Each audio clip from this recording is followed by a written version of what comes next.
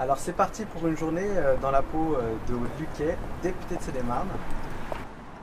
Ça y est, c'est la reprise et maintenant je vais aller à la gare, prendre le train direction l'Assemblée nationale comme chaque mercredi. Effectivement, c'est la rentrée à l'Assemblée nationale. Nous allons donc aujourd'hui assister à la séance de questions au gouvernement, puis l'ensemble des députés va élire le nouveau président de l'Assemblée nationale. Ma rentrée, je ne l'ai pas faite aujourd'hui. J'ai commencé à travailler avec mon équipe il y a 2 à 3 semaines et nous avons déjà commencé à réfléchir sur ce que nous allions porter en circonscription. Nous avons rencontré déjà pas mal de concitoyens, nous avons rencontré des associations. J'ai eu le plaisir de rencontrer des chefs d'entreprise par l'intermédiaire du MEDEF 77 pour échanger sur la loi Pacte. Je crois que là aussi, c'est un élément essentiel pour un parlementaire, c'est de faire du lien au niveau local, de manière à pouvoir porter, en tous les cas au niveau national, les inquiétudes, les propositions, les améliorations de loi pour les entreprises, en tous les cas seine-et-marnaises. J'ai aussi grand plaisir à me rendre au Festival de la Terre pour rencontrer les jeunes agriculteurs et évoquer avec eux les problématiques de leur métier.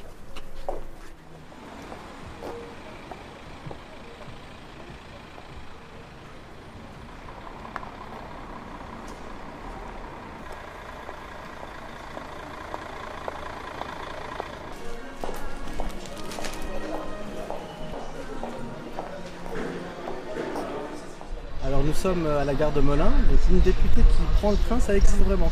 Apparemment, ça existe et effectivement, je pense que c'est une évidence pour moi, c'est un choix naturel. À 25 minutes de Paris, je crois que c'est le moyen le plus pratique, le plus rapide et le moins polluant. Donc évidemment, je prends le train dès que je me rends à l'Assemblée nationale.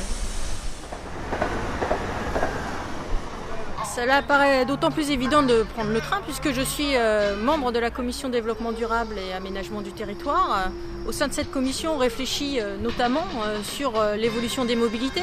Je crois qu'il est important de réduire en tous les cas les circulations, de réfléchir aux circulations douces. Il ne s'agit pas de bannir totalement la voiture, mais il s'agit d'y réfléchir, de faire en sorte qu'on puisse offrir à l'ensemble de nos concitoyens des mobilités qui soient plus efficaces, de qualité et moins polluantes pour préserver notre environnement et notre planète. Ce que je vis au quotidien me permet aussi d'alimenter ma réflexion au niveau national.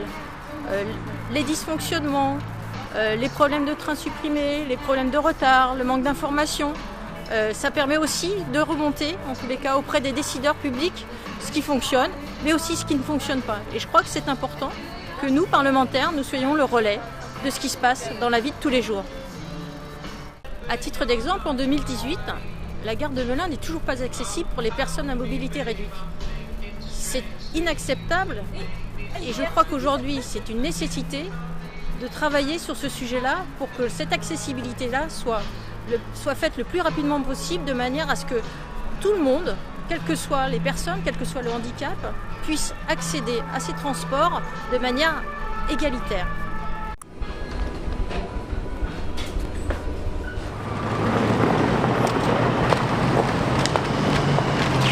Alors nous sommes dans la célèbre rue de l'Université, c'est ça? Tout à fait, nous arrivons devant l'entrée du 126 rue de l'Université, c'est l'entrée des députés et des collaborateurs. Et mon bureau se trouve dans ce bâtiment. Donc je vous retrouve tout à l'heure pour la suite de la journée. Alors nous sommes ici dans vos bureaux à l'Assemblée nationale. Vous travaillez ici tous les jours? Pas tous les jours, je suis ici le mardi, mercredi, jeudi essentiellement pour participer aux questions au gouvernement et aux commissions. Et le reste du temps, je suis en circonscription pour rencontrer à la fois les habitants, les acteurs locaux, les associations. J'ai une équipe de 3 collaborateurs. À Paris, je travaille avec Jonathan et en circonscription, je travaille avec Joanne et également Muriel. Durant cette première année, sans en faire un bilan exhaustif, est-ce qu'il y a des moments forts qui vous ont particulièrement marqué? Mes premiers pas à l'Assemblée nationale ont été particulièrement émouvants pour moi. C'est une fierté, effectivement, de représenter en tous les cas les Français et spécifiquement les Seine-et-Marnais. Et ce qui a pu marquer, c'est le travail qu'on accomplit nous en tant que députés. C'est un travail qui est très rythmé, de longue haleine. On a de nombreux textes qui nous sont présentés.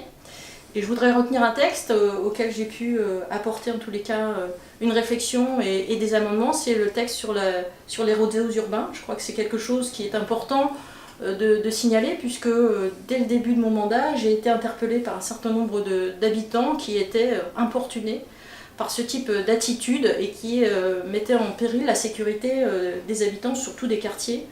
Donc m'a paru évident de travailler sur ce sujet et de proposer dans le cadre de cette loi 3 amendements qui ont été repris par le gouvernement.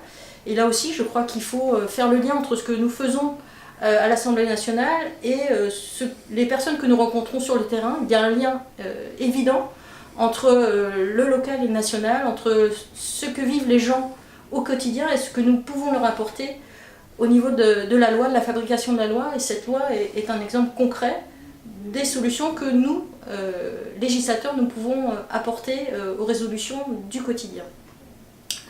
Un troisième point qui me semble important, c'est le travail que l'on fournit aussi sur la circonscription. Je prendrai un seul exemple, c'est mon implication dans le projet de déplacement du centre de détention de Melun.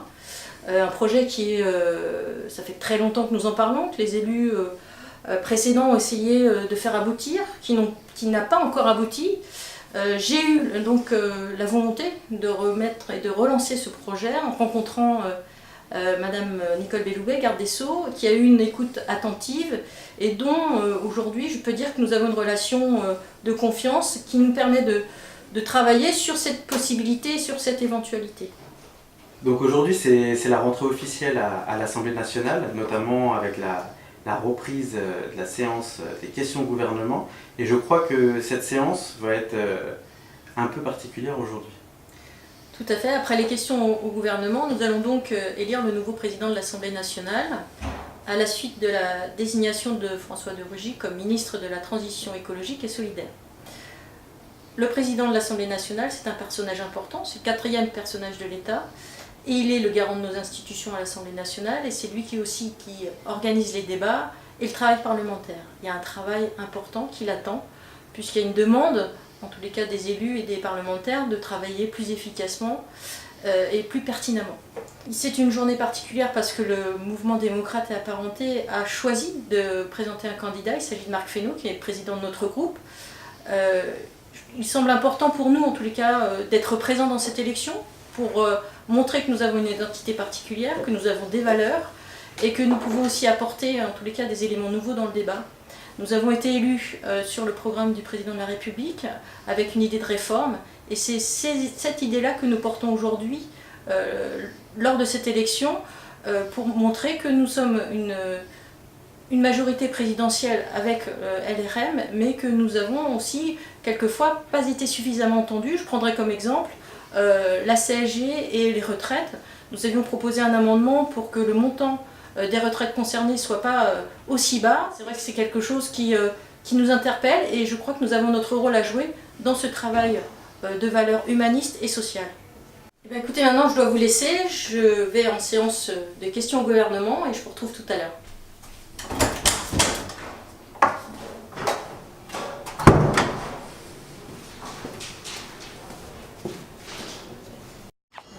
Alors ça y est, la séance est terminée ?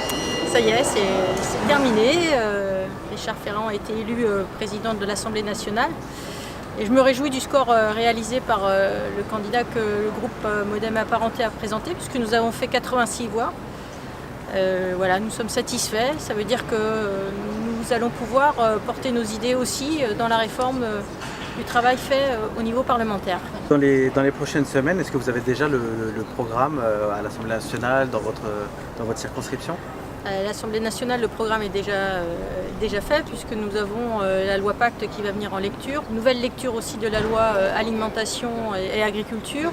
Ensuite, il y a des sujets sur lesquels je vais être très attentive, notamment en circonscription, et ça fait le lien aussi avec le national, notamment tout ce qui concerne les mobilités. Ça, c'est quelque chose qui est primordial et important sur notre territoire.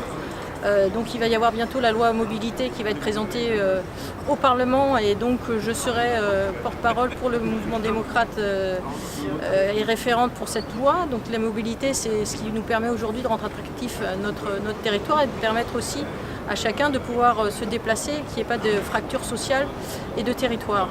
Un autre sujet qui est important à mes yeux, c'est le sujet des déserts médicaux, quels que soient les territoires, que ce soit en Seine-et-Marne, que ce soit dans d'autres territoires, que ce soit des grandes villes ou moyennes villes, ou que ce soit des villes beaucoup plus rurales, se pose la question des problèmes des déserts médicaux. Il n'y a plus de spécialistes, il y a peu de médecins, donc il y a un travail à faire de fond pour trouver des solutions.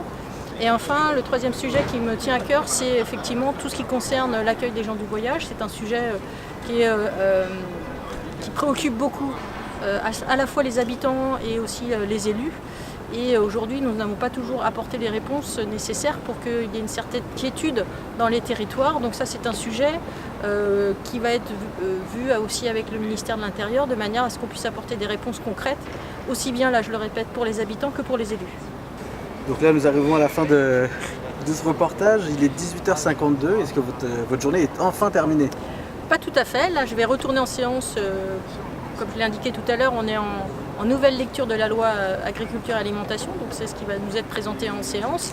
Et ensuite, nous sommes reçus par Geneviève Darrieussecq, secrétaire d'État auprès de la ministre des Armées, aux Invalides, afin d'échanger à nouveau sur les attentes des parlementaires et pour faire le lien entre le gouvernement et justement les députés. Donc je vous souhaite à tous une bonne soirée et moi je continue. À bientôt. À bientôt.